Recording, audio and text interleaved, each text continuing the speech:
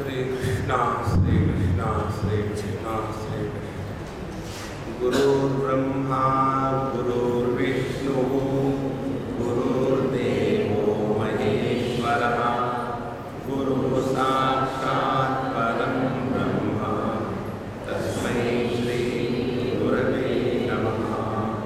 तस्मै श्री गुरवे नमः। ब्रह्मभूत प्रसन्नात्मा न शोचति न कांक्षति समः सर्वेषु भूतेषु मद्भक्तिं लभते पराम्। पूरी की पूरी भगवत गीता का उपदेश केवल इसीलिए है कि हम एक परमात्मा का जो आनंद स्वरूप है उसको प्रकट करने का एक माध्यम बन जाए। जब हम भगवान के प्राकट्य का माध्यम बन जाते हैं तो हमारे क्या लक्षण होते हैं? तो पहला लक्षण है प्रसन्नात्मा, दूसरा लक्षण है न शोचति, तीसरा लक्षण है न कांक्षति, चौथा लक्षण है समः सर्वेषु भूतेषु और पांचवा लक्षण है मद्भक्तिं लभते पराम्। ये पांच चीजें जीवन में उतारो तो हमारे माध्यम से प्रभु का प्राकट्य शुरू हो जाए। तो पहली बात थी प्रसन्नात्मा। प्रसन्नात्मा माने ऐसे रहे दुनिया में एकदम अलर्टनेस इज एक्सट्रीमली नेसेसरी। तब आदमी प्रसन्न रहता है, फिर उसमें ना तो ग्लानि है ना तो अनावश्यक चीज है। न शोचति, भूतकाल का बोझा उतार दिया। न कांक्षति, भविष्य की चिंता को छोड़ दिया। समः सर्वेषु भूतेषु, ना कोई अपना है ना कोई पराया है। मद्भक्तिं लभते पराम्, सभी में उसी तत्व का दर्शन करना जो सब में ओतप्रोत है। ये पांच बातें इसका अभ्यास करें तो भगवान हमारे माध्यम से प्रकट होने के लिए तैयार हो जाएंगे। यहाँ तक हमने कल देखा। भक्त्या माम अभिजानाति यावान् यश्चास्मि तत्त्वतः ततो माम तत्त्वतो ज्ञात्वा विशते तदनन्तरम्। तो इस भक्ति के द्वारा हम परमात्मा को तत्व की दृष्टि से जानते हैं। तत्व किसको कहते हैं? जैसे आपकी शादी की अंगूठी ले लो, उसमें तीन बातें। एक तो नाम है शादी की अंगूठी, दूसरा उसका रूप है और तीसरा उसका तत्व है। तो उसमें तत्व है सुवर्ण, सोना, और नाम और रूप। इनमें से जो नाम रूप है वो तो बदल भी सकते हैं, उसमें परिवर्तन भी आ सकता है, लेकिन सुवर्ण ज्यों का त्यों रहेगा। इसी प्रकार से तत्व वो है कि जो सभी प्रकार के विकारों का आधार है, लेकिन जिसमें कोई भी विकार नहीं आते। यह भगवान कहते हैं कि भक्ति के द्वारा मुझे तुम पहचान पाओगे। तो इस संपूर्ण विश्व में परमात्मा को पहचानना माने पहले परमात्मा को अपने स्वरूप से पहचाना। इसीलिए कहते हैं ततो माम तत्वतो ज्ञात्वा। हम परमात्मा को जब आत्म रूप से पहचानते हैं तो उससे अलग होना बंद है, और जब भगवान के साथ एक हो गए तो हमारे माध्यम से प्रभु पूर्ण रूप से प्रकट हो गए। सर्वकर्माण्यपि सदा कुर्वाणो मद्विपाश्रयः मत्प्रसादावाप्नोति शाश्वतम पदम अव्ययम्। तो ऐसा जो व्यक्ति है अपने जीवन में 2 मिनट के लिए, आधे घंटे के लिए मेडिटेशन नहीं करता। कहते हैं सदा कुर्वाणः, हर एक क्षण में, हर एक कार्य में, हर एक क्रिया में केवल प्रभु का ही प्राकट्य होगा, और ऐसा करते करते शाश्वतम पदम अवाप्नोति, वो फिर इस अनंत परमात्मा तत्व में हमेशा निष्ठावान हो जाता है। तो भगवत गीता का अर्थ क्या निकला? भगवत गीता का अर्थ ये निकला कि हमारे माध्यम से प्रभु को प्रकट होना ये जीवन का लक्ष्य है। तो हमारे माध्यम से प्रभु प्रकट होने के लिए हम जो करेंगे वो साधना है। और हमारे माध्यम से प्रभु प्रकट नहीं हो रहे हैं, हम चाहे कितना भी बढ़िया कर रहे हैं, तो वह संसार है। तो इसके लिए अपने मन को भगवान के चरणों में लगाना है। चेतसा सर्वकर्माणि मयि सन्न्यस्य मत्परः बुद्धि योगमुपाश्रित्य मच्चित्तः सततं भव। अब भगवान उसकी प्रक्रिया बताते हैं। सर्वकर्माणि मयि सन्न्यस्य, भगवद गीता के तीसरे अध्याय के 30वें श्लोक में ये विचार है। वहाँ भगवान कहते हैं कि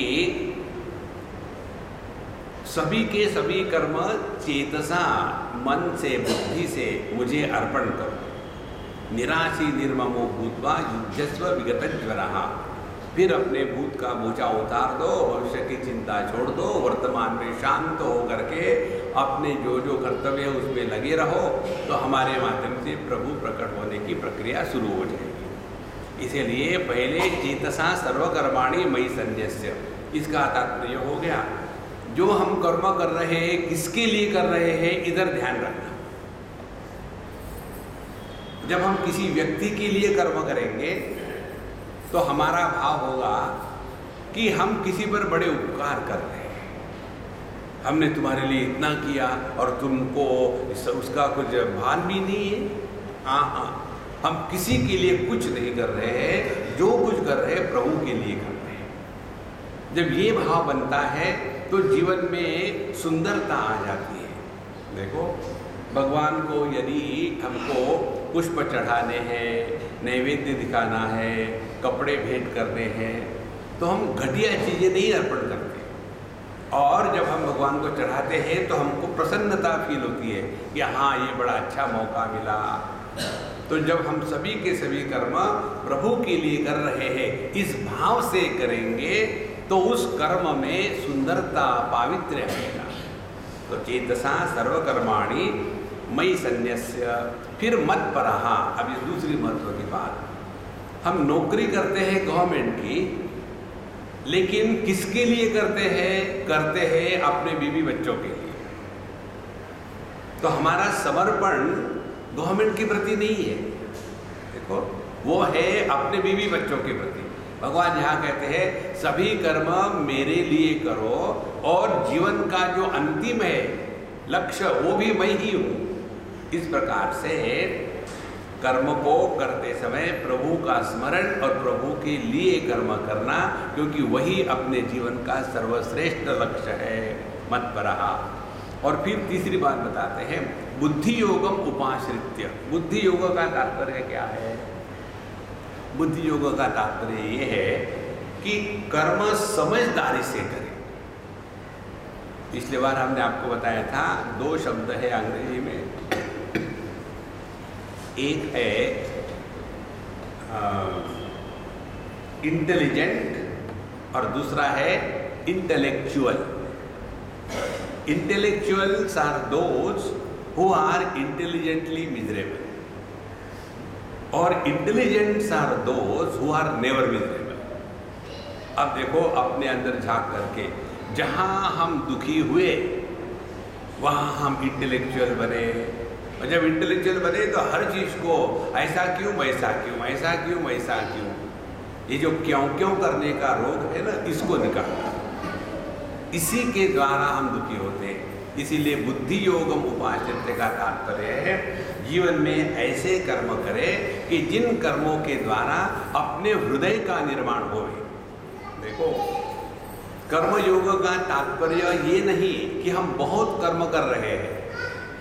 कर्म योग का तात्पर्य है हम जो भी कर्म कर रहे हैं उसके द्वारा अपने हृदय का निर्माण हो रहा है, और जिन कर्मों के द्वारा अपने हृदय का निर्माण होता है वह कर्मयोग, और जिन कर्मों के द्वारा हमारे अंतःकरण में राग द्वेष के संस्कारों का भंडार बढ़ जाता है वह कर्म रोग। अब देखो, हम कर्म योगी है या कर्म रोगी है?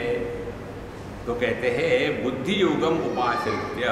बुद्धि योग का तात्पर्य हुआ यद्यत् कर्म करोमि तत्तदखिलम शंभो तवाराधना। अपने कर्मों के द्वारा हम यदि ईश्वर की आराधना कर रहे हैं, यह भाव बना रहे। देखो, कर्म योग कर्म का योग नहीं है, कर्म में योग है। इसलिए मच्चित्तः सततम भव, और ये जो करना है सततम अखंड, ऐसे नहीं कि 5 मिनट के लिए घंटी बजाई, भगवान का नाम हो गया और बाद में इसको काट उसको मार, ये नहीं करना है। देखो, जीवन ऐसा सहज चले, सरल चले, और उसमें अलर्टनेस ये रहे। इससे कई बार होता है, कहाँ की बात है, एक सज्जन हमको मिलने आए, पूछ रहे थे कुछ कि स्वामी जी हमको कुछ पूछना है। हमने कहा जल्दी पूछो, मुझे जाना है लेक्चर के लिए। नहीं, हम जल्दी पूछेंगे। और जो उनका प्रवचन शुरू हो गया, और प्रवचन शुरू होने के पश्चात फिर मैंने देखा कि अब इनका बंद होना नहीं है, तो मैंने अपना लैपटॉप खोला, काम कर रहा हूँ। हमने कहा आप बोलते रहो बाबा जी, मैं सुन रहा हूँ, काम कर रहा हूँ। फिर भी यदि व्यक्ति को समझ में नहीं आता तो कौन समझाए ऐसे व्यक्ति? बुद्धि योगम उपाश्रित, व्यक्ति को ये एकदम स्पष्टता होनी चाहिए, 10 बार नॉट फर्दर, एक लाइन खींचना है स्वयं होकर के, तब जाकर के हम समझदारी से काम कर रहे हैं। और यही समझदारी आप अपने घर में ले आओ। बच्चों की शादी कराने के लिए हम उनके पीछे लगे रहते हैं, बेटा शादी कर, बेटा शादी कर, बेटा। फिर बेटा कहते हैं कि मम्मी मैं तुम्हारे लिए शादी कर रहा हूँ। फिर शादी करने के बाद दूसरी अपेक्षा, कौन सी अपेक्षा? अब ये जो बहू है मेरी बात माने। देखो, बहू वो होती है कि जो किसी की बात नहीं मानती, उसको बहू कहते हैं। और सास वो होती है कि जिसके कारण बहू की सास पूछती है, उसको सास कहते हैं। अब इन दोनों का अखंडता से चल रहा है। कारण क्या है? ये जो सास है बहू के संसार में दखल लेती है। मत लो, दूर रहो। बुद्धि योग उपाश्रित्य, ये जब समझदारी आ जाए ना, तो देखो आप घरों में शांति, आनंद, मजा रहता है। नहीं तो हमेशा वही खटखट चलती रहती है। और इसमें बड़ों को समझ चाहिए। देखो महाराज, एक हमारे मित्र है, हमने उनको बताया था, देखो तुम अपने बच्चे की शादी तो करा रहे हो, और मुझे पूछा स्वामी जी कुछ हमको एडवाइस दीजिए। हमने आपको कहा है पहले ही दिन शादी करके जब लड़का आएगा ना, तो उसको अपना घर अलग से ही पहले ही करवा लो। डायरेक्टली शादी के मंडप से अपने घर पे। फिर क्या होगा? दूसरे दिन फोन आएगा, मम्मी वो बर्तन साफ करने वाली नहीं आई। तो फिर दोनों मिलके साफ करो, नहीं तो यहाँ घर में रहेंगे मम्मी डैडी के, और ये मम्मी डैडी बन जाते हैं नौकर, और इन लोगों को झगड़ा करने के लिए शुरू। दूर रह करके जो प्रेम होता है वो बना के। तब हमने व्यवहार में गीता लाने का प्रयत्न किया है। बुद्धि योग उपाश्रित्य, जिसके कारण अपने मन में विक्षेप आते हैं, उससे हमको स्वयं को बचना है। यही बुद्धि योग है। अन्यथा हम सब तो ठीक करते हैं, लेकिन छोटी सी बात नहीं समझते। और उसके लिए करना क्या है? मच्चित्तः सततम भव, अपने मन को प्रभु के चरणों में लगा दें। और भगवान के चरणों में लगाने का तात्पर्य है अपने नियम जो है उनको बिल्कुल पक्के लगा लें। रामायण का पाठ हो रहा है और गीता का पाठ हो रहा है, अपनी पूजा पोथी हो रही है, थोड़ा एक्सरसाइज करना है, इसमें आप बिजी रहो ना, तो बहू आई गई, बच्चे आएंगे, आपको कुछ लेना देना नहीं, मन शांत प्रसन्न रहेगा, ताकि हम दुनिया में ना फंसे। और इस प्रकार से मच्चित्तः, जिसने अपना मन मुझ में लगाया है, सर्व दुर्गाणी मत प्रसादात् तरिष्यसि, फिर तुम्हारे जीवन के जितने भी कठिन समस्या है उन समस्याओं के परे तुम बड़े आसानी से चले जाओगे। मालूम है क्यों? समस्या दुनिया में नहीं होती, समस्या होती है अपने मन में। आज मुझे एक ईमेल आया, उसमें लिखा है कि स्वामी जी आप इतने सालों से बता रहे हो कि ये दुनिया जो है ये केवल मन में होती है, बाहर नहीं है। ये जो दुनिया है ये केवल अपने मन का खेल है। ये जो दुनिया है दो प्रकार की है, एक ईश्वर निर्मित है और दूसरी हमारे द्वारा निर्मित है। जीव सृष्टि और ईश्वर सृष्टि। ईश्वर की सृष्टि में कहीं दुख नहीं है और हमारे सृष्टि में कहीं सुख नहीं है। देखो, ईश्वर ने स्त्री निर्माण करी, लेकिन फिर मनुष्य ने लड़की हो गई, फिर पत्नी हो गई,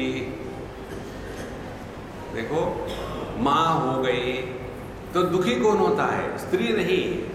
ईश्वर के दुनिया में जो वस्तु है उसमें दुख नहीं है, दुख होता है मनुष्य ने जिसको निर्माण किया है। तो जो पिता अपने पत्नी की तरफ देखेगा, अपने कन्या की तरफ देखेगा तो उसको सुख दुख होगा, और यदि पति अपने पत्नी की तरफ देखेगा तो दुख दुख होगा, सुख थोड़ी होगा। और यदि यह पुत्र अपने माँ की तरफ देखेगा तो उसको भिन्न अनुभूति होगी। तो स्त्री तो एक ही है, लेकिन तीन अनुभूतियाँ स्त्री पर थोड़ी हो रही है, तीनों अनुभूतियाँ अपने अंतःकरण में हो रही है। तो उसने मुझे ईमेल भेजा, एक बड़ा आर्टिकल, उसका पावर पॉइंट सब कुछ भेजा है। स्वामी जी मैं आपको ये लिंक भेज रही हूँ और ये ऐसे ऐसे पुस्तक में ऐसे ऐसे सिद्ध कर दिया है कि जितनी भी अनुभूतियाँ होती है वो केवल मन में होती है। हमने कहा जब हम बताते हैं तो बाबा जी है ना, तो मानेंगे थोड़ी। वही अंग्रेज जब छाप करके पावर पॉइंट बना देंगे, हाँ फिर वो सच हो जाता है। इधर थोड़ा सा ध्यान दो भैया। जिसका हमको ज्ञान होता है वो ज्ञान बाहर नहीं होता, या अपने मन में होता है। और मन में कैसे होता है? जैसे दर्पण में प्रतिबिंब होता है। क्या हम दर्पण के अंदर घुसते हैं क्या? तो ये दुनिया हमारे अंदर थोड़ी घुस रही है, ये तो केवल उसका प्रतिबिंब हमारे मन पर पड़ रहा है। तो यदि प्रतिबिंब के द्वारा जैसे दर्पण प्रभावित नहीं होता, इसी प्रकार से जब हम दुनिया के साथ संपर्क आने के बाद यदि प्रभावित नहीं होंगे, इसका यदि हम अभ्यास करेंगे, तब हमने जाकर के ये समझा है कि मत चित्तः सर्वदुर्गाणि मत प्रसादात् तरिष्यति। तो जीवन की सब समस्या जो है ना बाहर नहीं है। अब देखो अर्जुन के मन में समस्या जो थी, युद्ध की समस्या नहीं थी, समस्या थी अपने दादा की, अपने गुरु की। और दादा और गुरु ये तो केवल अपने मन की कल्पना है, वास्तविक कुछ नहीं है। देखो जब आदमी खर्राटे मार के सोता है तो उसमें ना गुरु होता है, ना शिष्य होता है, ना माँ होती है, ना पिता होता है, वहाँ कुछ भी नहीं होता, इसीलिए आनंद है। इसी प्रकार से जगत में रहते समय भगवान कहते हैं मच्चित्तः सर्वदुर्गाणि तरिष्यसि। जितने भी कष्ट है तुम्हारे जीवन के वो खत्म हो जाएंगे यदि समझदारी से जीना शुरू कर दो। और भगवान का प्रसाद यही होता है। देखो ध्यान से सुनना, भगवान की कृपा या अपना विश्वास या श्रद्धा, ये दोनों एक ही कॉइन के दो साइड है। जैसे एक सिक्के के दो साइड कभी भी एक दूसरे से अलग नहीं हो सकते, साथ साथ रहते हैं। इसी प्रकार से जितनी हमारी श्रद्धा दृढ़ होगी उतना भगवान का अनुग्रह स्पष्ट होगा। भगवान का अनुग्रह माने कोई अलग वस्तु नहीं है। जब सब कुछ अपने मन के अनुसार होता है तो हम बड़े भगवान को बताते कि भगवान की दया से सब ठीक हो गया। लेकिन कोई गड़बड़ हो गया तो उसमें भी भगवान का अनुग्रह है, ये जब समझ में आ जाता है ना, तब समझ लेना हमारी श्रद्धा पक्की है और भगवान की कृपा हो रही है। क्योंकि भगवान की कृपा तो व्यक्ति के अपने व्यक्तित्व के अनुसार होती है। जिसकी शादी नहीं हो रही है उसके लिए भगवान की कृपा, भगवान आपकी कृपा से शादी हो जाए तो ठीक है। जिसको नौकरी नहीं मिल रही है उसके लिए कृपा क्या है, नौकरी मिल जाए। एक बार एक बूढ़ा कपल 80 नॉट आउट और 75 नॉट आउट गए कहीं देश विदेश में घूमने के लिए। अंग्रेज कपल था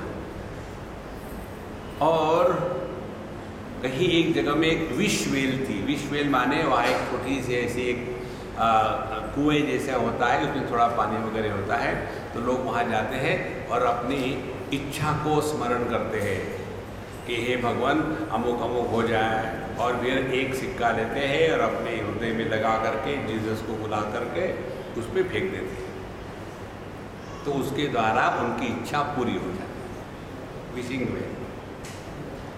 तो ये बुढ़ाऊ सज्जन गए, देखा और हमेशा की तरह एक सिक्का निकाला।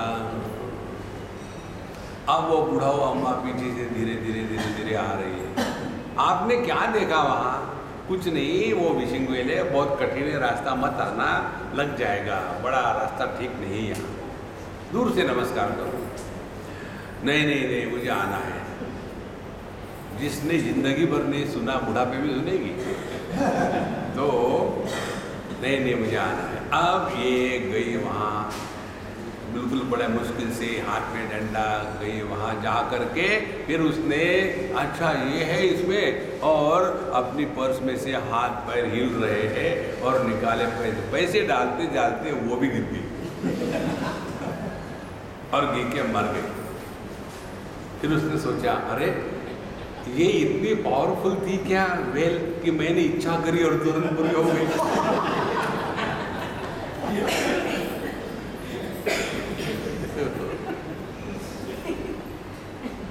अंतःकरण से सभी इच्छाएं निकल जाए, यही भगवान की कृपा है। देखो, भगवान की कृपा का तात्पर्य दुनिया में फंसना नहीं, जिसके द्वारा हमारे अंतःकरण से किसी भी प्रकार की कामना नहीं रहेगी, वो भगवान की कृपा है। कोई भी कामना नहीं। अब अपनी अनुभूतियों का विश्लेषण करो। आप जब सोने को निकले, जाके सोए और समझो आपको सुबह कुछ काम करना है, तो रात भर वो एक काम जो है रात भर आपको ठीक से नींद नहीं आने देगा। एक काम समझ लो, जैसा मॉर्निंग फ्लाइट पकड़नी हो, तो वो फ्लाइट पकड़नी हो तो रात भर आदमी 25 बार घड़ी देखता है कि ये ठीक तो होगा, कि लेट तो नहीं हो रहा, कि वो अलार्म चला तो नहीं गया। एक केवल संकल्प पूरी रात बर्बाद कर देता है। हमारे अंदर में संकल्पों का हिमालय है, जिंदगी बर्बाद कर देता है। तो 6वें अध्याय में भगवान ने यही बताया, संकल्प प्रभवान कामान त्यक्त्वा सर्वान अशेषता।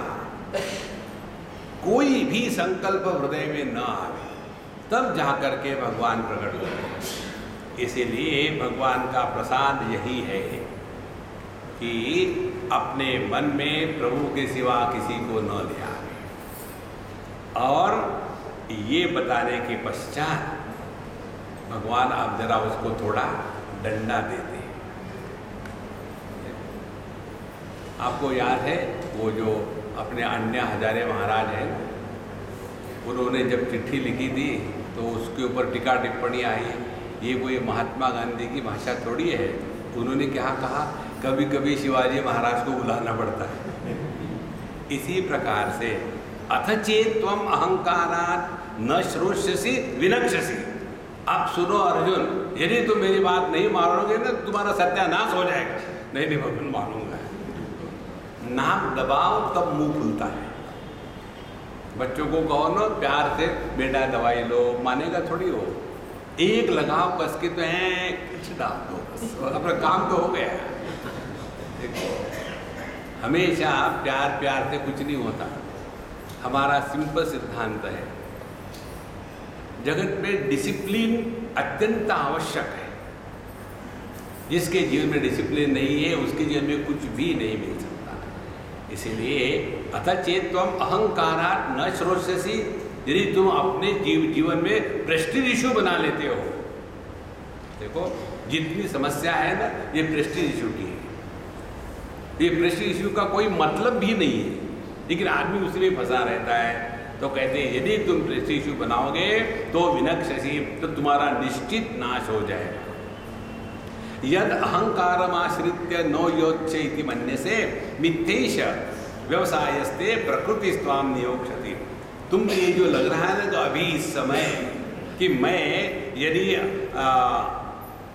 युद्ध नहीं करूंगा अपने प्रेस्टीज का इशू बना करके, तो भगवान कहते हैं ये तुम्हारा प्रेस्टीज इशू जो है ये मिथ्या है, इसमें कोई दम नहीं है। एक बार एक लड़का मुझे मिलने आया, मुंबई की बात है। स्वामी जी मैं कई दिनों से कई लोगों के पास गया एडवाइस लेने के लिए और मैं कंफ्यूज हो गया हूँ, तो आप मुझे फाइनल जजमेंट दे दीजिए। क्या है? बोले कईयों को मैंने पूछा कि मैं शादी करूं या ये सन्यास के मार्ग पर बाबा जी बनूं, तो लोगों ने बताया तो मुझे कभी लगता है कि हाँ शादी कर लो, कभी लगता है कि नहीं सन्यास के मार्ग पर जाओ, कभी लगता है, और लोगों ने इतना डाटा दिया है कि I am unable to handle. आज के ज़माने की समस्या यही है, we have got more information that we can handle. तो क्या करो? हमने कहा ठीक है सुनो, नो डिस्कशन नो आर्ग्यूमेंट, बोले ठीक है शादी कर डालो। बोले नहीं शादी के हम तो सोचते थे कि आप कहेंगे कि सन्यास लो। हमने कहा मालूम है सन्यास कैसा लेते हैं, कैसा? फिर मैंने उसको कहानी बताई। एक गांव था, उस गांव में लड़की ब्याही गई। अब वो लड़की हर 2 दिन के बाद आती घर में, मम्मी मम्मी देखो ना, फिर वो मुझे धमकी दे रहे हैं। अब मैं क्या करूँ? क्या धमकी? सुबह सुबह आई और रोना धोना शुरू। तो महात्मा जी कहते ये माँ बेटी सुबह आकर के जो शुरू कर देती है, सुबह सुबह तो कम से कम हंसा करो, दिन तो है रोने के लिए ना। क्या हो गया सुबह सुबह? और वो अपना नहाने क्यों जा रहे थे तौलिया लपेट के। देखो ना ये इसके पति हमेशा इसको बोलते हैं और ये रो देते। क्या बोला? गाली दी क्या? बोले नहीं। फिर वो कहते हैं कि तुम यदि मेरी बात मानोगी नहीं तो मैं संन्यास लूँगा।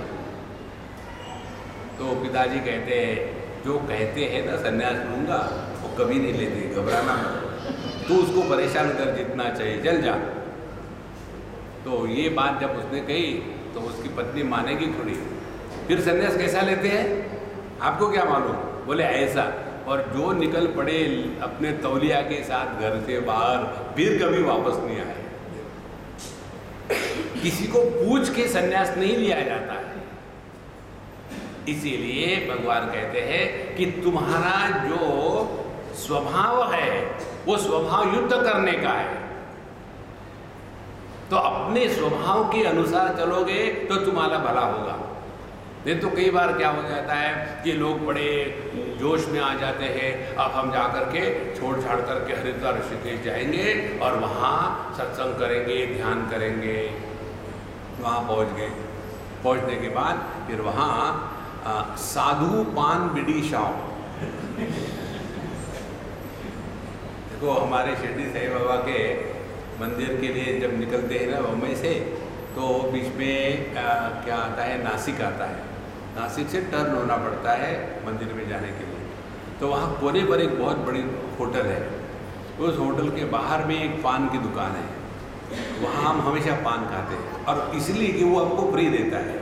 वो इसलिए फ्री देता है क्योंकि वो बाबा जी बन के बैठा है गृहस्थ वाला, लेकिन पूरे लाल पीले कपड़े पहन करके। तो मैंने गया, मैंने कहा कि स्वामी जी महाराज बढ़िया पान बनाओ। बोले महाराज जी हम तो स्वामी जी है नहीं, बीवी बच्चे हैं, लेकिन अपना एक शौक था कि बाबा जी बने। अब मैं वेट कर रहा हूँ, ये जब मरेंगे तो मैं पक्का बाबा जी बन जाऊँगा। अपना जो स्वभाव होता है ना वो हमको खींच लेता है। अर्जुन तुम्हारे स्वभाव को मैं जानता हूँ, तुम बाय डिफॉल्ट क्षत्रिय हो। ध्यान से सुनना, जिसको ध्यान धारणा करनी होती है ना, यदि अर्जुन को ध्यान धारणा करनी होती तो 14 साल तक वनवास में रहा। 14 साल में उसने यह धारणा ध्यान भगवान का नाम कभी नहीं लिया। उस समय उसने क्या किया, इसके साथ एमओ साइन करो, इसके साथ एमओयू साइन करो और इतने सारे टैंकर्स मिल जाए, इतने फाइटिंग प्लेन मिल जाए, उसी में उसको पशुपति अस्त्र मिल गया। इसीलिए अर्जुन तुम्हारा स्वभाव जो है ना वो युद्ध का है, तो अपने स्वभाव के अनुसार चलो। युद्ध के मैदान से भाग जाना ये बात गलत है। इसीलिए आपका दूसरा उदाहरण बताऊं, मुंबई की बात है। एक अम्मा मेरे पास आई, मेरे स्वामी जी आप मुझे सीरियसली बताना, मजाक मत उड़ाना। हमने कहा देखो मजाक उड़ाने की ज़रूरत नहीं है, तुम उसके लिए स्वयं प्रेरित हो, बताओ क्या करना है। बोले मैं और मेरे पति के बीच में शीत युद्ध प्रारंभ हो गया है 2 साल से। हम एक ही छत के नीचे रहते हैं, लेकिन बोलना मत, वो भी नहीं बोलते फैमिली। सब काम जो होता है वो ईमेल से होता है, बोलना बंद है। अब मैं तंग आ गई हूँ, मैं सोचती हूँ छोड़ दो। हमने कहा बहुत बढ़िया बात है, छोड़ दो, कोई बात नहीं। लेकिन छोड़ने के पहले थोड़ा चिंतन करो, तुम करोगी क्या छोड़ करके। हमारा जो समाज है ना, अपने भारत का हिंदू समाज, इसमें स्त्री को एक लीगल एड्रेस की आवश्यकता होती है। शादी के पहले लड़की बाप के साथ घूमती है तो अच्छा लगता है। शादी के बाद स्त्री जब पति के साथ घूमती है तो अच्छा लगता है। बुढ़ापे में स्त्री जब पुत्र के साथ जाती है तो अच्छा लगता है। जहाँ तुम अपने आप को उनसे अलग कर लोगे तो फिर व्हाट नेक्स्ट, दूसरे से शादी करोगे, कोई गारंटी है कि वो ठीक निकलेगा। It is better to deal with the known enemy than to struggle with a unknown friend. देखो फिर क्या करें, हमने कहा देखो तुम शांत रहो, 1-2 साल का चक्कर है, 2 साल तुम बिल्कुल शांत रहो, बस सब ठीक हो जाएगा।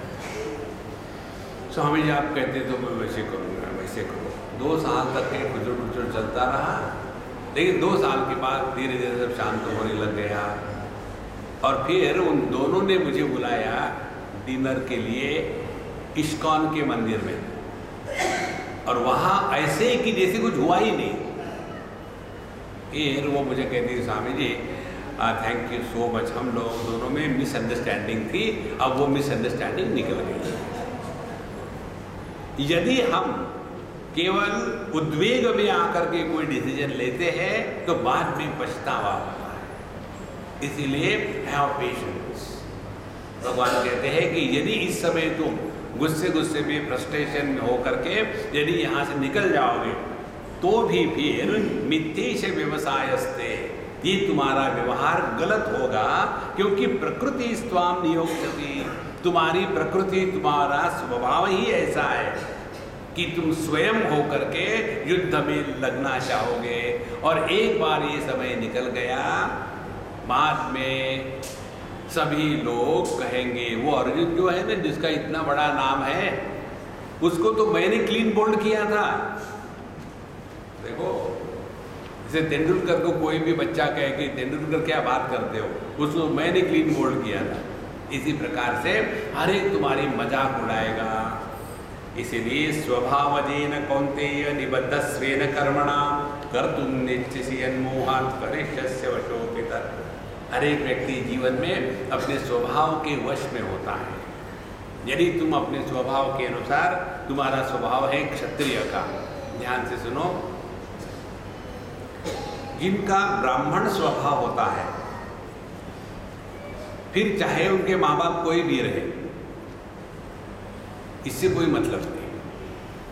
माने केवल हिंदू ही नहीं, कोई भी रहे, हिंदू रहे, मुसलमान रहे, क्रिश्चियन रहे, कोई भी रहे, जिनका ब्राह्मण स्वभाव होता है वो सहज रूप से चिंतनशील होते हैं, शास्त्रों का अध्ययन करना चाहते हैं, तत्व को पकड़ना चाहते हैं, ध्यानाभ्यास उनके लिए स्वाभाविक हो जाता है। देखो, एक लड़का था, पता नहीं कहाँ है, बहुत पुरानी बात है। जब हम पढ़ते थे तो किसी पेड़ के नीचे जाके बैठते थे, और वो लड़का कुछ समय 6-7 साल का था, हमसे बड़ा चिपकता था। उसका नाम हरि था।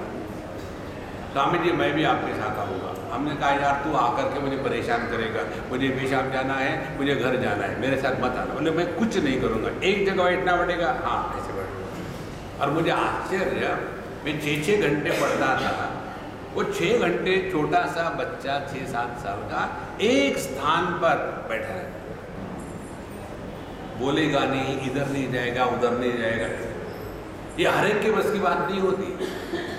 देखो, यह जो स्वभाव है जिसमें शास्त्रों का अध्ययन, चिंतन, ध्यान, भगवान का नामस्मरण, यह स्वभाव है, उसके लिए प्रयत्न नहीं करने पड़ते। इसी प्रकार से जिनका क्षत्रिय स्वभाव है वो जहाँ भी जाएंगे तो लीडर बन जाएंगे। देखो,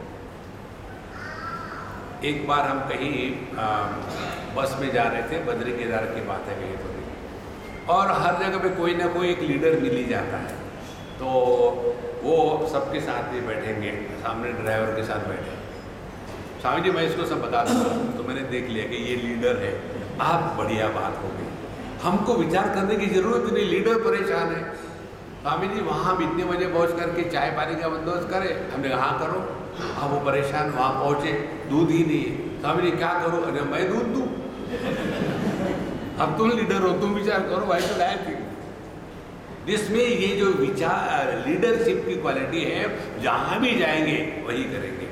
जिनमें बिजनेस करने की क्वालिटी है, उनको मिनिस्टर बना तो वो अपने देश को नीलाम करके उसमें से पैसा कमाएंगे। देखो, इसीलिए हे अर्जुन, तुम्हारा जो स्वभाव है वो क्षत्रिय स्वभाव है। इसीलिए इस समय तुम जो सोचते हो कि मैं युद्ध नहीं करूँगा, निबद्धः स्वेन कर्मणा, लेकिन तुम अपने ही कर्मों से बंधे हुए हो।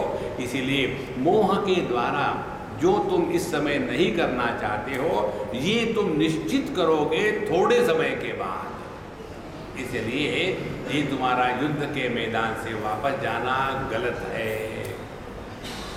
इस सब का तात्पर्य हम सबको जीवन में कैसे उतारना है, एक सिंपल टेक्निक आपको बताते हैं, एक छोटी सी अनुभूति से। हम किसी के घर गए, लड़का लड़की दोनों छोटे हैं, शाम का समय 4 बजे का, बच्चे स्कूल से आए। जो लड़का था छोटा, आकर के उसने अपने जूते फेंक दिए, बस्ता फेंक दिया, जाके सोफा पे बैठा और कार्टून शो शुरू कर दिया। वहाँ से चिल्लाया, मम्मी आइसक्रीम चाहिए। और जो लड़की थी वो अपने कमरे में गई, 1 घंटे के बाद बाहर आई। तो मैंने पूछा उस अम्मा से, हमने कहा ये ऐसा क्यों, ये तो आके के बढ़िया देख रहा है, ये क्यों नहीं? मैंने स्वामी जी आप उसी को पूछो। तो 1 घंटे के बाद लड़की आ गई। हमने कहा भाई तुमने आई पहले देखने के लिए, खेलने के लिए, खाने के लिए? नहीं स्वामी जी ये संभव नहीं है। क्यों संभव नहीं है? होमवर्क होता है ना। हमने तुम्हारे भाई को होमवर्क नहीं है क्या? बोले उसका होमवर्क मम्मी डैडी करते हैं, मेरा होमवर्क तो मुझे ही करना पड़ता है। अरे क्यों? तुम्हारे पिताजी होमवर्क नहीं करते? तुम्हारा पिताजी, एक बार उन्होंने मेरा होमवर्क किया और मुझे क्लास में पनिशमेंट मिली, उनको कुछ नहीं आता।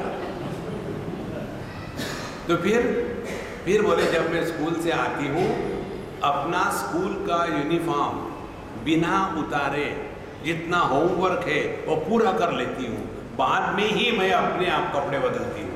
देखो कितनी इंटेलिजेंट है। जब मुझे मालूम है कि मुझे मेरा होमवर्क करना है तो किस पर क्यों डिपेंडेंट करें? और यही अपने जीवन का सिंपल सिद्धांत है। जो अपने को करना आवश्यक है उसको लेकर के विरोध ना करें। हमारी स्थिति क्या है? 3 ऑप्शन है जीवन में। हर एक चीज को लेकर के रिवोल्ट करो, लेकिन जीवन में कब तक रिवोल्ट करेंगे?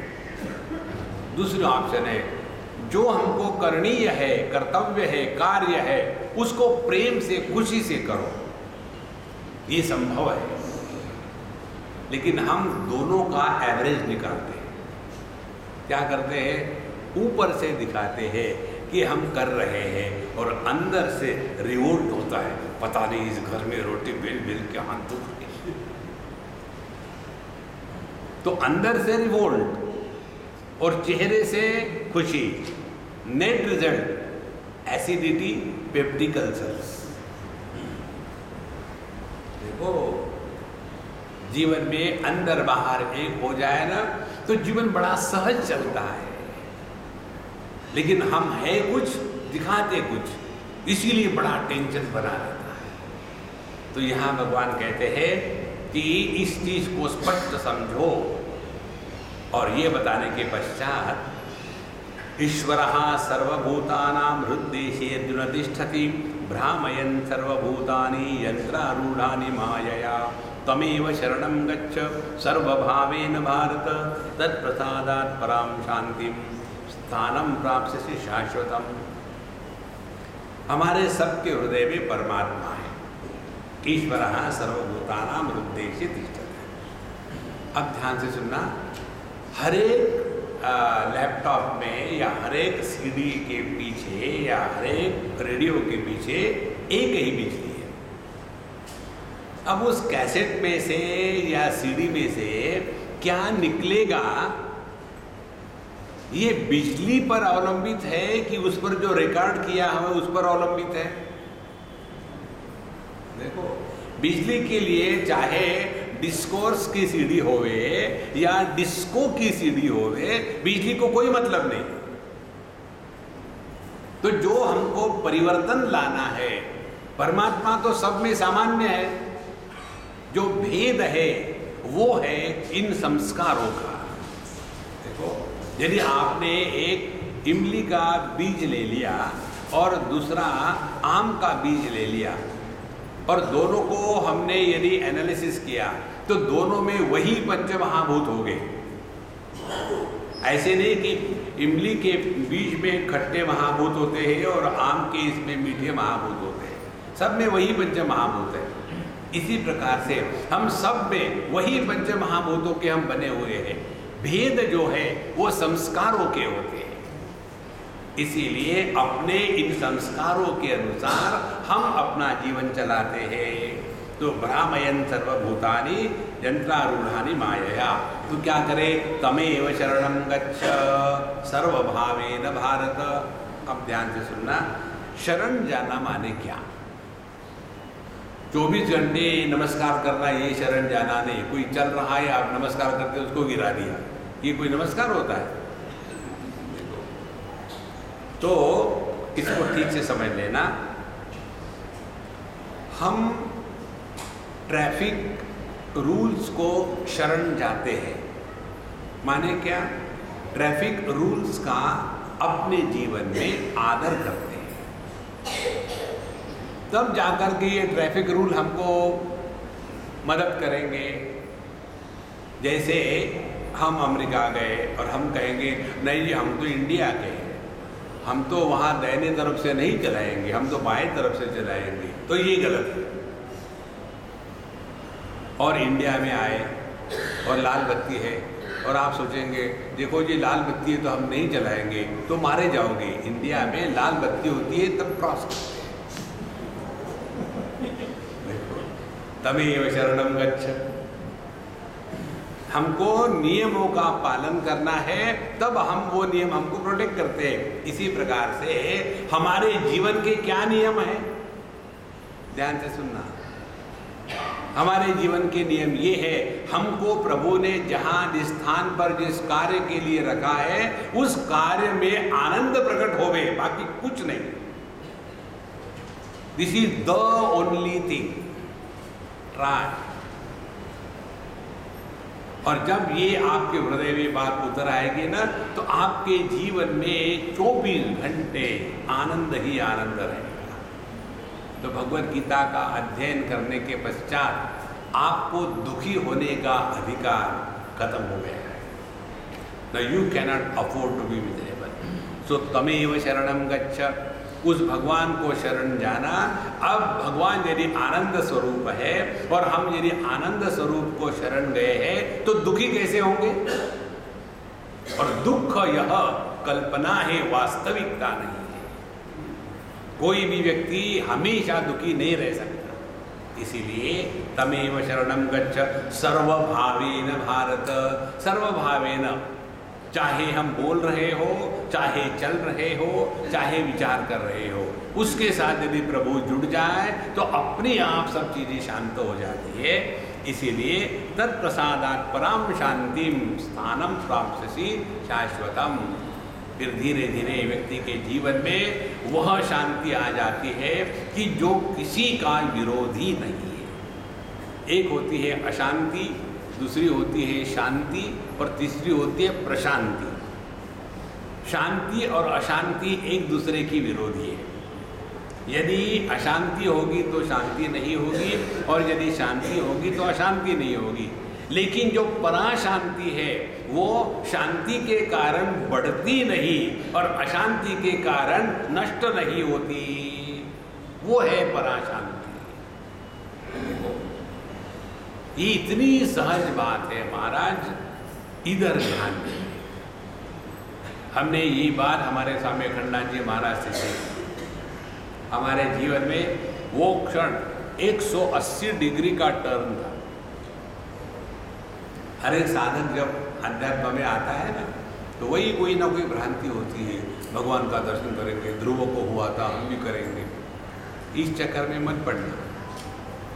तो हम जब गए वहाँ और देखा चारों तरफ इतना कंफ्यूजन, कैओस, उसमें भी उन्होंने जो प्रश्न का उत्तर दिया इतना भी डिस्टर्बेंस नहीं। किसी ने भी उनको विक्षेपित होकर के किसी को उल्टी सीधी कड़वी सुनाना, किसी को डांटना, कभी भी उनके जीवन में किसी ने नहीं देखा। देखो, एक कोई व्यक्ति था, वो रात को आता था जब ये छत पर सोते थे उड़िया बाबा के आश्रम में, और जब वो आता था आकर के इनके पेट पर ऐसा लेट जाता था तकिया के नीचे, और ये दिव्य भव्य शरीर, बड़ा पेट। इन्होंने कभी उसको तिरस्कृत नहीं किया। और फिर उनके जो चोले थे उन्होंने उसको कहा पता नहीं कहाँ से जाओ, मत आने यहाँ, भाग यहाँ से। 2-4 दिन वो आया नहीं तो उन्होंने कहा भाई एक वो आदमी कोई आता था, बड़ा प्यार से आता था, आजकल क्यों नहीं आ रहा? नहीं महाराज जी, हमने उसको मना कर दिया, पता नहीं कौन है, कहाँ का है, क्या है, ठीक से नहाता भी नहीं, हमने उसको हकार दिया, ऐसे मत करना, उसको आने दो। जब वो आया तो फिर उसके साथ बात शुरू हो गई। उसने कहा महाराज जी मैं रईदास जी का शिष्य हूँ और मुझे उनके पदों का अर्थ समझ में नहीं आता, हम बताएंगे। और उस स्थिति में उन्होंने बड़ा प्रेम से बताया। देखो महाराज, जिसके हृदय में किसी के भी प्रति घृणा नहीं होती उसको प्रेम करने की आवश्यकता नहीं होती। प्रेम होता है, करते नहीं। घृणा करते हैं, होती नहीं। देखो, घृणा करने के लिए हम कोई बहाना ढूंढते हैं। इसीलिए साधना यही है, अपने अंतःकरण से यह जो शांति अशांति का दुराग्रह है दोनों को हटा देवे और प्रशांति में स्थित हो जाए। तत्प्रसादात् पराम शांतिम स्थानम प्राप्स्यसि शाश्वतम। तो इस प्रकार से बताने के पश्चात अब भगवान अपने भगवद गीता को कंक्लूड करने पर लगे हैं। इति ते ज्ञानमाख्यातं गुह्यात् गुह्यतरं मया विमृश्य एतत् अशेषेण यथेच्छसि तथा कुरु। ये बात हम सबको समझ गए। पूरी भगवद गीता भगवान ने अर्जुन को बताने के बाद निर्णय लेने की जिम्मेदारी अर्जुन पर छोड़ी है। हमारे हिंदुस्तानी लोगों की ये बहुत बड़ी कमी है कि बच्चों को डिसीजन लेने का ट्रेनिंग देते ही नहीं। हमको सबको स्वयं के जीवन को स्वयं जीना है। हर चीज के लिए मम्मी मम्मी डैडी डैडी। देखो एक हमारे मित्र थे, अब पता नहीं कहाँ है, उनका लड़का, अब वो भी बेचारा एक्सीडेंट से गुजर गया, इकलौता, केवल पिता के साथ रहता था, माता हरिओम हो गई थी। तो वो लड़का जब छोटा था, हर चीज में पप्पा पप्पा पप्पा पप्पा, 2 + 2 = 4, पापा ठीक है ये, हाँ बेटा ठीक है। हर चीज के लिए पिताजी का सर्टिफिकेट। जैसे जैसे बड़ा हो गया, हर चीज में पापा मैं बाथरूम जाऊं, हाँ बेटा चले जाओ। माने ये डिसीजन भी हम नहीं ले सकते कि मैं बाथरूम जाऊं कि ना जाऊं। देखो जीवन में जो व्यक्ति स्वयं डिसीजन लेना सीखता नहीं, जिंदगी भर परेशान रहेगा। इसीलिए भगवान कहते हैं अर्जुन, मैंने तुमको जो बताना था बता दिया। विमृश एतत् अशेषेण। अब इस पर तुम स्वयं विचार करो और तुम स्वयं निर्णय लो, मैं तुम्हारे लिए निर्णय नहीं लूंगा। इस सिद्धांत को पकड़ लो। No wise man takes decisions for others, all otherwise people take decision for everybody including for God. भगवान आपने ऐसा नहीं करना चाहिए। तो यह जो है इति ते ज्ञानमाख्यातम गुह्यात् गुह्यतरम मया। हे अर्जुन, मैंने तुमको सर्वश्रेष्ठ ज्ञान बता दिया। देखो 3 स्टेजेस होती है, infinitive, comparative and superlative. Good, better and best, 3 stages. गुह्य ज्ञान माने इस समाज में लोगों के साथ घर में धर्म से कैसा रहना चाहिए, उसको गुह्य ज्ञान कहते हैं। गुह्यतर ज्ञान उसको कहते हैं कि यदि हम अच्छा जीवन जिएंगे तो स्वर्ग में जाएंगे, अगला जन्म अच्छा होगा। यदि हम गुंडागर्दी करेंगे तो बुरा होगा। एक बार हम दिल्ली की ही बात है, 20 साल पहले की, हमको एक अम्मा ड्राइव कर रही थी और 2 साइड के बीच में, रास्ते पर बीच में जो डिवाइडर होता है वहाँ पेड़ लगे हुए थे और उन पेड़ों पर ये व्हीकल्स के सब एमिशंस जा रहे हैं। हम लोग खड़े थे वहाँ। मैंने कहा देखो बेचारे पेड़, सब गंदगी दिल्ली की इन पर आ रही है। तो उसने पूछा, स्वामी जी ये पेड़ों ने क्या बेचारों ने पाप किया होगा, दिल्ली की पूरी गड़बड़ी गंदगी इन पर आ रही है। हमने कहा देखो ये सभी के सभी सेंट्रल गवर्नमेंट के मिनिस्टर थे, दिल्ली को छोड़ना नहीं चाहते, दिल्ली में ही रहना है, चाहे मरेंगे लेकिन रहेंगे दिल्ली में। भले मिनिस्टर ना हो लेकिन गवर्नमेंट का क्वार्टर खाली नहीं करेंगे। इस प्रकार से दिल्ली में ही रहना चाहते हैं और फिर मर गए। मरने के बाद फिर उन्होंने दिल्ली में जन्म लिया, लेकिन अपने कर्मों के अनुसार उन्होंने सबको छला पूरे जिंदगी भर। अब सब के सब जितने भी यहाँ के लोग हैं, नागरिक है, अपना पूरा का पूरा धुआं उन पर छोड़ते। अब भुगतो।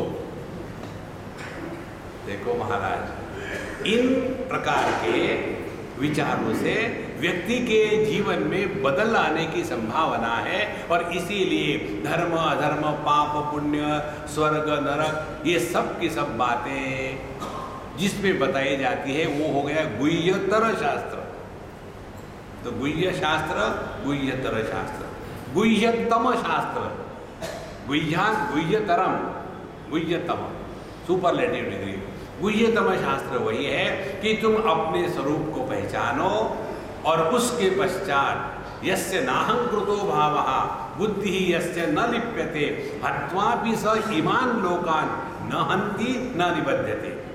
यदि तुमने अपने में से यह कर्तृत्वाभिमान निकाल दिया कि मैं युद्ध कर रहा हूँ और मैं लोगों को मार रहा हूँ, ये कर्तृत्वाभिमान निकाल दो तो तुमको पाप भी नहीं लगेगा, पुण्य भी नहीं लगेगा, क्योंकि ये तुम्हारी समय की ड्यूटी है। उसको बढ़िया से बढ़िया करो और मौज में रहो। ये जीवन का अंतिम संदेश है महाराज। इसीलिए इति ते ज्ञानमाख्यातम गुह्यात् गुह्यतरम मया विमृश्य। इसका एनालिसिस करो, एतत् अशेषेण, ठीक से समझ लो। उसके पश्चात जो करना है करो। सर्वगुह्यतमं भूयः शृणु मे परमं वचः इष्टोसि मे दृढ़मिति ततो वक्ष्यामि ते हितम्। सब बताने के बाद भी भगवान के हृदय में अर्जुन के प्रति इतना प्रेम था। अर्जुन, जो बताना तो मैंने बता दिया, फिर भी एक बात फिर से बताता हूँ, ध्यान से सुनिए। फिर मुझे क्यों बता रहे हो भगवान? देखो भगवान के शब्द, इष्टोसि में। हमारे इष्ट भगवान कृष्ण है। भगवान के इष्ट होते हैं उनके भगत। भगवान कहते हैं कि अर्जुन तुम मेरे इष्ट हो, इष्टोसि में। इससे बढ़कर के भगवान और क्या कह सकते हैं? वो तो हमको अपने कहते हैं, हम ही उनको पराये कहते हैं। इसी पाप के कारण हम दुखी होते हैं। देखो, सबसे बड़ा पाप दुनिया में यदि कोई होगा ना, वो है अपने चिन्मय स्वरूप का तिरस्कार करना। इससे बढ़कर के और कोई पाप नहीं है। अन्यथा संतमात्मानम अन्यथा प्रतिपद्यते किम तेन न कृतम पापम चोरेण आत्मा अपाहना। वाल्मीकि महर्षि पूछते हैं कि हम है असल में सच्चिदानंद परब्रह्म परमात्मा, लेकिन हमने अपने आप को देह मान लिया है। देह मान लेने के बाद पिता पुत्र भाई बहन गुरु शिष्य ये मान लिया है और अपने चैतन्य स्वरूप का तिरस्कार किया है। इससे बढ़कर के और क्या पाप हो सकता है? ये तो सबसे बड़ा चोर है। चोरेण आत्मा पाना, और ये आत्महत्यारा है। देखो, इसीलिए भगवान यही कहते हैं कि जीवन में ऐसा जिए कि अपने इस चैतन्य स्वरूप से हम कभी ना बिछड़े। उनको करना कुछ नहीं है, केवल इस हृदयस्थ आनंद को प्रकट करना।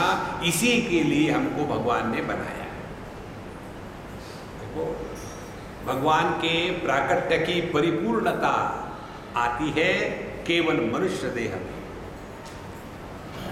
पेड़ पौधों में केवल सत्ता होती है। पेड़ पौधों के साथ जो सत्ता और जीवन होता है, उसके बाद प्राणियों में ज्ञान होता है, मनुष्य में आनंद होता है। तो मनुष्य में सत्ता भी है, जीवन भी है, ज्ञान भी है और आनंद भी है। और जब आनंद होता है तो विस्तार होता है। देखो, विस्तार कैसा है? हम लोग एक चावल की कितनी विविध प्रकार की वस्तु बनाते हैं। तो पहले चावल बना के खाएंगे, फिर उसकी इडली बनाएंगे, फिर भी वो बचा रहता है फ्रिज में, फिर दूसरे दिन उत्तपा बनाएंगे, फिर भी बचा रहता है, तीसरे दिन उसका डोसा बनाएंगे, फिर भी बचा रहता है, चौथे दिन उसका पेपर डोसा बनाएंगे। एक ही चावल के कितने अवतार हो गए। जहां आनंद है वहां विस्तार है। देखो, इसीलिए भगवान कहते हैं यहाँ इष्टोसि में। भगवान कहते हैं, हे अर्जुन तुम मेरे इष्ट हो, और इसीलिए इष्टोसि में दृढ़मिति ततो वक्ष्यामि ते हितम्। इसीलिए तुम्हारे हित के लिए मैं तुमको फिर से एक महत्व की बात बताता हूँ। भले मैंने कहा हो जो करना है करो, लेकिन मेरी बात मानो। मन्मना भव मद्भक्तः भव मद्याजी भव माम नमस्कुरु माम एव एष्यसि सत्यम ते प्रतिजानि प्रियोसि मे। प्रतिजाने, मैं ये एकदम प्रतिज्ञा करता हूँ। भगवान प्रतिज्ञा करते हैं, क्या कहते हैं कि मन्मना भव, तुम्हारा मन मुझ में लग जाए।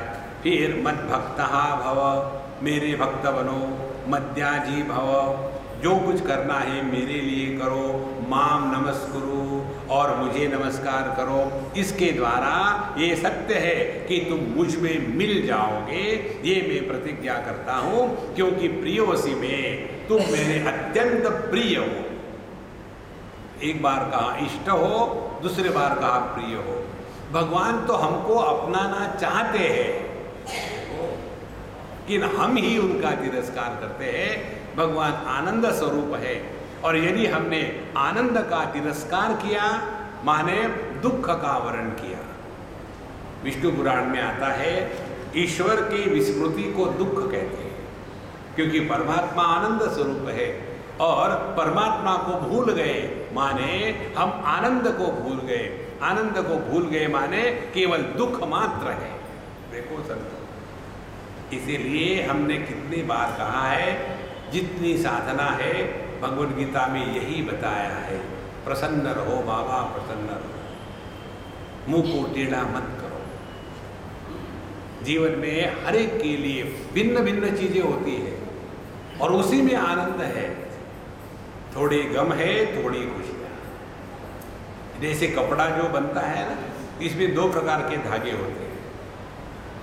एक प्रकार के धागे एक दिशा में जाते हैं, दूसरे प्रकार के धागे उनको क्रॉस करते, तब कपड़ा बनता है। इसी प्रकार से जीवन में थोड़े गम है, थोड़ी खुशियां है। कभी लाभ होगा, कभी हानि होगी, कभी दोस्त मिलेंगे, कभी दुश्मन मिलेंगे, कोई मदद करेगा, कोई धोखा देगा, यही तो जीवन है। लेकिन हम चाहते हैं हर चीज केवल अच्छी ही अच्छी हो, ये असंभव है। जैसे केवल एक ही दिशा में जाने वाले धागों से कपड़ा नहीं बनता, रस्सी बन सकती है अपने को लटकाने के लिए। कपड़ा यदि पहनना है तो धागे दोनों दिशा में जाना आवश्यक है। तो यह जो प्रभु का संदेश है, इसको अंतिम रूप देते हैं भगवान। सर्वधर्मान परित्यज्य मामेकं शरणं व्रज, अहं त्वा सर्वपापेभ्यो मोक्षयिष्यामि मा शुच। अब ध्यान से सुनना, सर्वधर्मान परित्यज्य, जिसको जिसको हमने मैं मान के रखा है उसके धर्मों का त्याग करो। किसको हमने मैं मान के रखा है? मैं मान के रखा है देह को, प्राण को, मन को, बुद्धि को। अब इनके क्या धर्म है?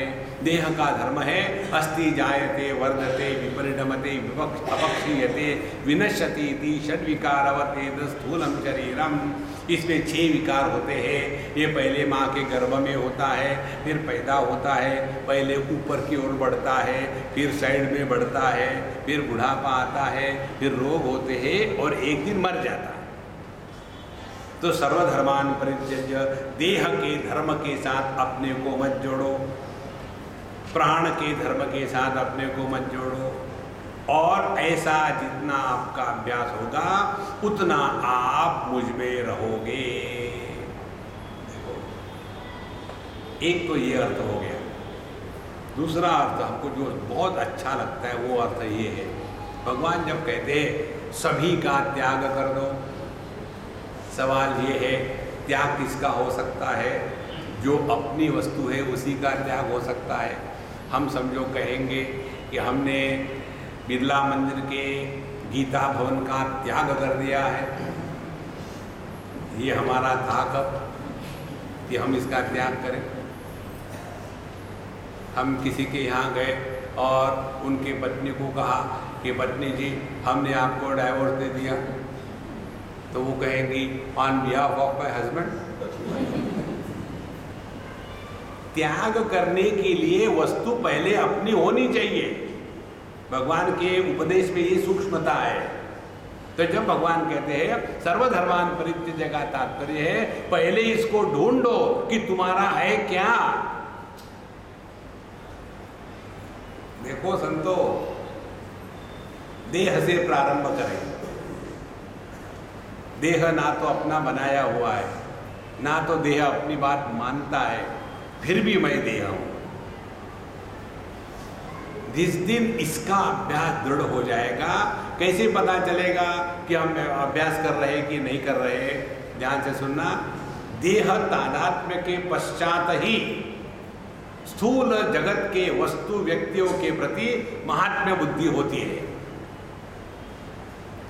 गहरी नींद में जब हमारा देह के साथ तादात्म्य नहीं होता, उस समय जगत के किसी भी वस्तु व्यक्ति के प्रति हमारी कोई भी महात्म्य बुद्धि होती नहीं। और ये देह जिसके साथ तादात्म्य हम करते हैं, ये ना तो हमारा बनाया हुआ है, ना तो हमारी बात मानता है, फिर भी मैं देह हूँ।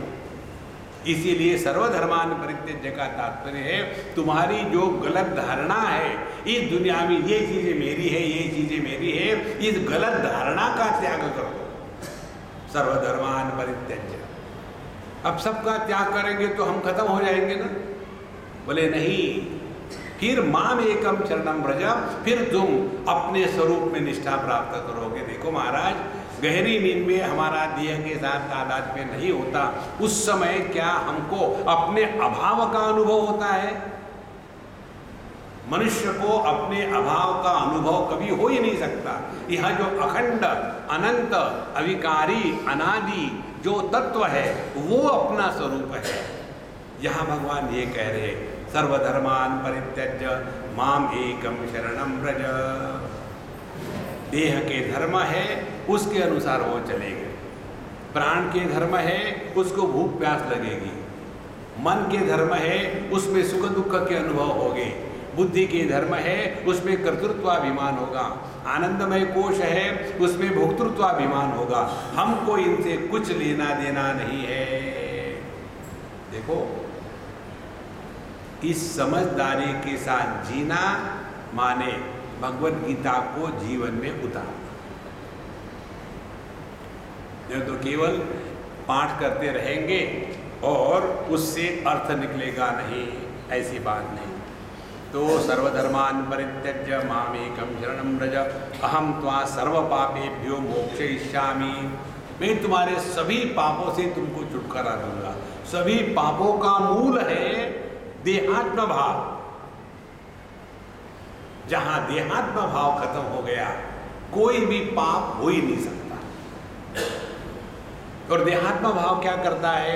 हमने अपने आप को परिच्छिन्न, इनकम्प्लीट समझ लिया है। तो ये अपूर्णता के कारण मन में इच्छाओं का तूफान उठता है और उन इच्छाओं के पीछे कोई भी लॉजिक नहीं, और उसी को लेकर के पूरा जीवन बर्बाद हो रहा है।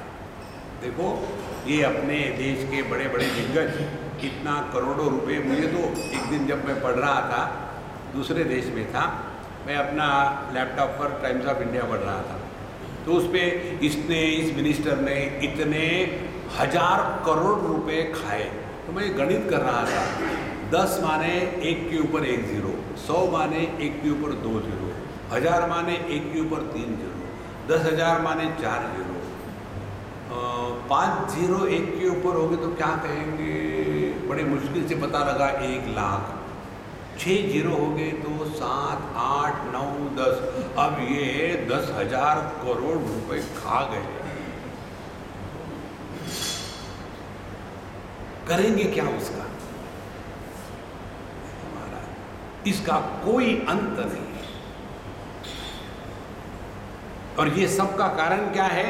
केवल देहात्म भाव। इसीलिए जितना सूक्ष्मता से हम चिंतन करेंगे उतना पता चलेगा कि सभी पापों का जो मूल है वो देहात्म भाव है। इसीलिए सर्वधर्मान परित्यज्य मामेकं शरणं व्रज अहम त्वा सर्व पापेभ्यो मोक्षयिष्यामि। मां शुचः, दुखी होना बंद करो। इदं ते न तपस्काय न भक्ताय कदाचन न चाशुश्रूषवे वाच्यं न च मां योऽभ्यसूयति। य इमं परमं धर्मं गुह्यं मद्भक्तेषु विधास्यति मयि भक्तिं मयि परां कृत्वा मामेवैष्यति संशयः। न च तस्मान् मनुष्येषु कश्चिन् मे प्रियकृततमः भविता न च मे तस्मात् अन्यप्रियतरो भुवि। अब भगवान महत्व की बात बताते हैं। ये जो मैंने तुमको बताया ना अर्जुन, ये सभी को मत बताना।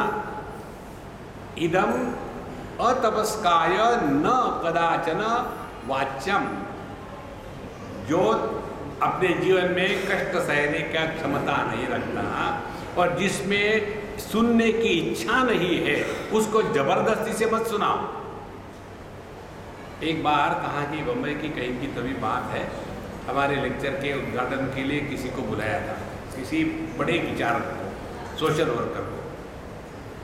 आकर के उन्होंने अपना लेक्चर दिया और उसमें मेन थीम यही रही कि आपके जैसे स्वामी जी लोग यदि अपने देश के पॉलिटिशियन लोगों को कुछ बताएंगे तो हो सकता है भगवद गीता का ज्ञान उनके दिमाग में जाएगा तो वो बदल जाएंगे, तो आप लोग उसके लिए कुछ करो।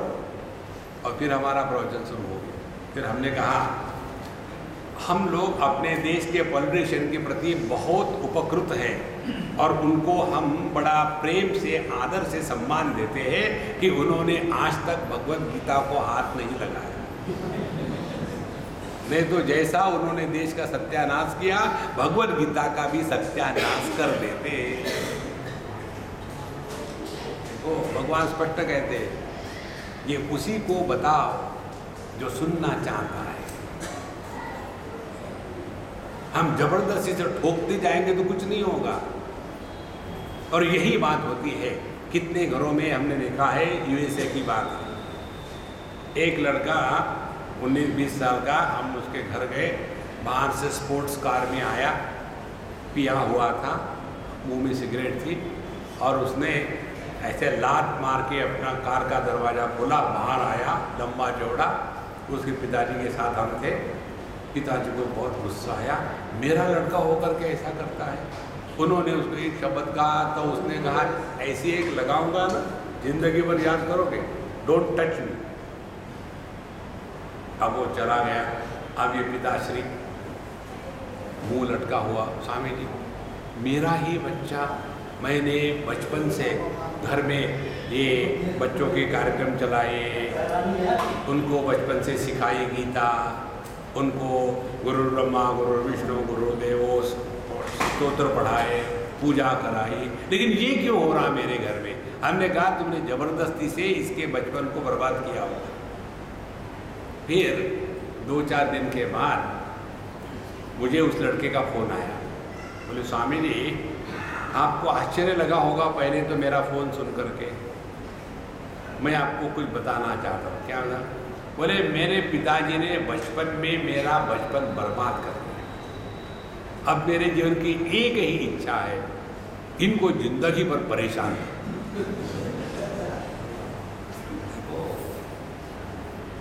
इसीलिए भगवान कहते स्पष्ट रूप से जो सुनना नहीं चाहता उसको जबरदस्ती मत करो, और जिसके हृदय में यदि प्रेम भक्ति आदर नहीं है उनको बताने की कोई जरूरत नहीं है।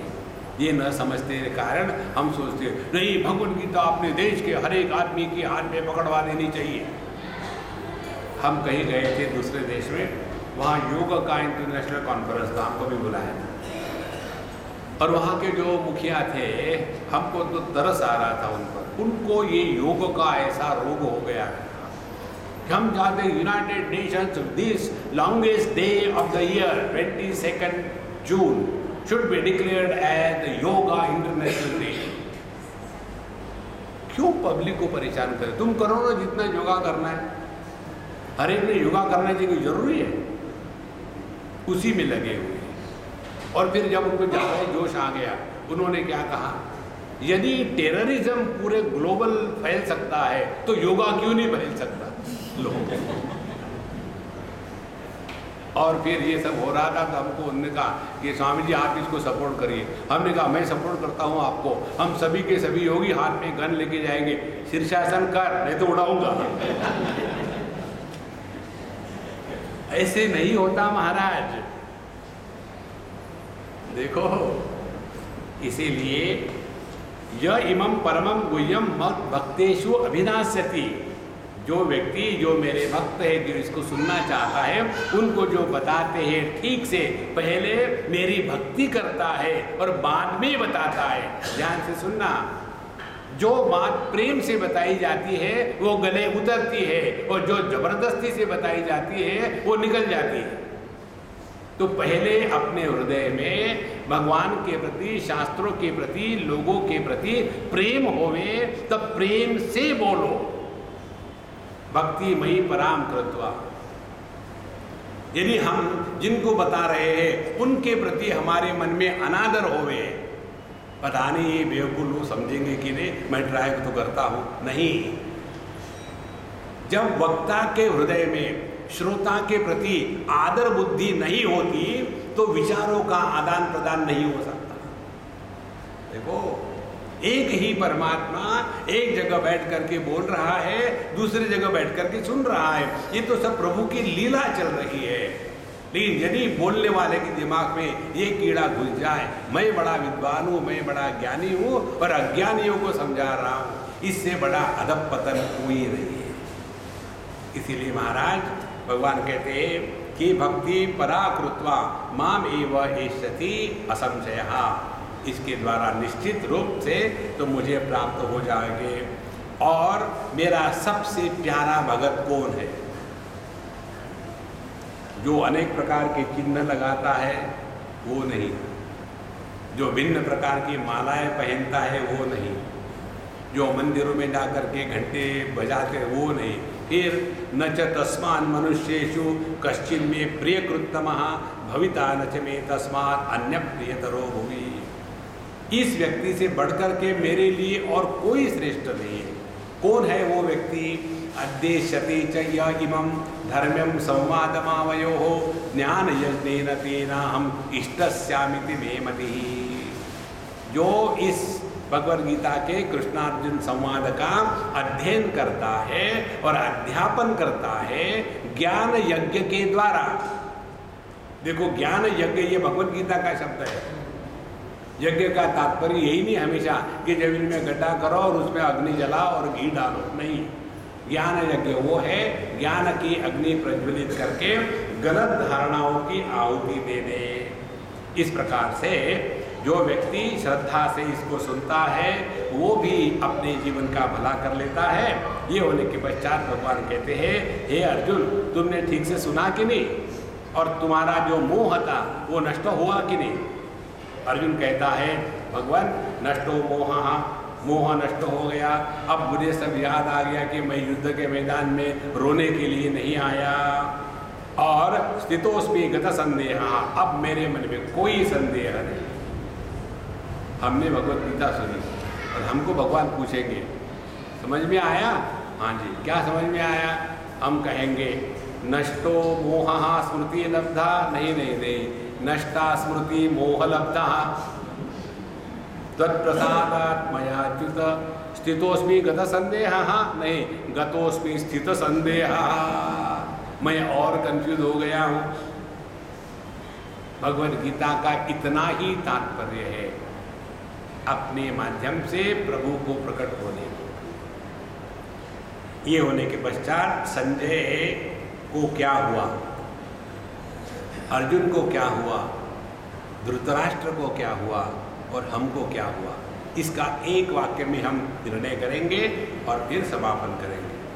अर्जुन को क्या हुआ ये हमने सुना, उसका मोह नष्ट हो गया। संजय को क्या हुआ, ये पिछले जो आखिरी के जो 5-6 श्लोक है कि इत्यहम वासुदेवस्य पार्थस्य च महात्मनः संवादम एवं श्रोषम अद्भुतम रोमहर्षणम, उनको बहुत खुशी हुई, बहुत आनंद हुआ।